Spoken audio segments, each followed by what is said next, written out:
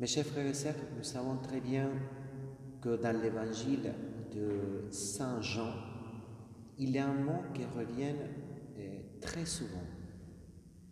C'est le mot heure, comme aujourd'hui, parce que son heure n'était pas encore venue.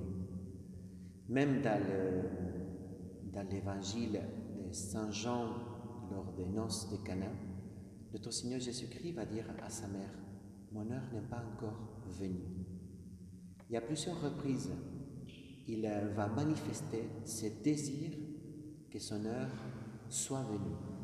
Alors, l'heure de notre Seigneur Jésus-Christ, c'est l'heure de la glorification. De sa glorification, c'est l'heure de la croix.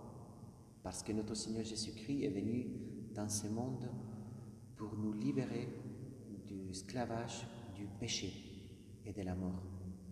Du esclavage, de l'angoisse et de la destinée aveugle que, à l'époque de notre Seigneur Jésus-Christ, avait soumis le monde entier, en tout cas le monde connu à l'époque. Les hommes et les femmes avaient perdu ce qu'on appelle l'espérance. Il n'y avait plus d'espérance, plus de prophètes, un grand silence dans le peuple élu, mais aussi un grand silence dans le monde païen. Les philosophes, les théologiens soi-disant dans le monde romain et dans le monde grec étaient complètement corrompus. Et est venu justement, dans la plénitude des temps, notre Seigneur Jésus-Christ pour libérer à l'homme du mensonge, de l'erreur, de la mort et de la mort éternelle. Aujourd'hui, nous savons très bien que son heure est venue, que l'heure par laquelle il nous a libérés de la mort, de l'angoisse de la mort, du péché, est déjà venue.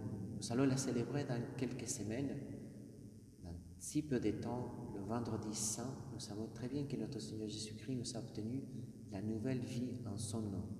Aujourd'hui, nous pouvons demander à notre Seigneur Jésus-Christ la grâce de réaliser notre propre heure. Mon heure n'est pas encore venue, dira notre Seigneur Jésus-Christ, mais mon heure, c'est-à-dire l'heure où j'accepte, où j'accueille le salut du Christ. Dans quelques jours, nous allons justement vivre l'heure de Jésus. Est-ce que ça va être aussi mon heure? L'heure où je vais laisser pénétrer au plus profond de mon être ce salut de notre Seigneur Jésus-Christ, le salut qu'il m'a obtenu vis-à-vis du Père.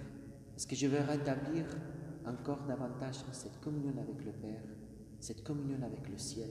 Est-ce que je vais faire ici sur terre mon ciel, là où je suis, peut-être confiné dans un tout petit appartement, dans une maison, tout seul ou avec plusieurs personnes, dans une grande détresse, dans une grande angoisse, ou peut-être que j'ai des personnes qui sont autour de moi, ou des personnes qui sont dans cette situation.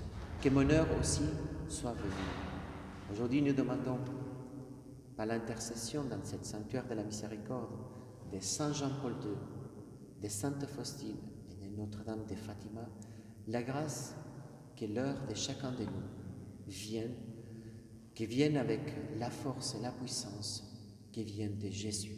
Ainsi soit-il.